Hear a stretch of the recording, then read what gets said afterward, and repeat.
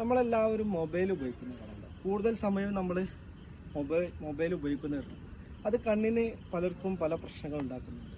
എന്നാൽ കണ്ണിന് യോഗയിലൊരു വർക്കൗട്ട് ഉണ്ട്. അത് കളിച്ചാൽ കണ്ണിന് നല്ല ശക്തിയും മൊബൈലിൻ്റെ ഈ പ്രശ്നങ്ങളൊക്കെ ആയിട്ട് നമുക്ക് കുറച്ച് റിലാക്സേഷൻ കിട്ടുന്നു. അതെന്താണെന്ന് ഞാൻ കാണിച്ചുതരാം.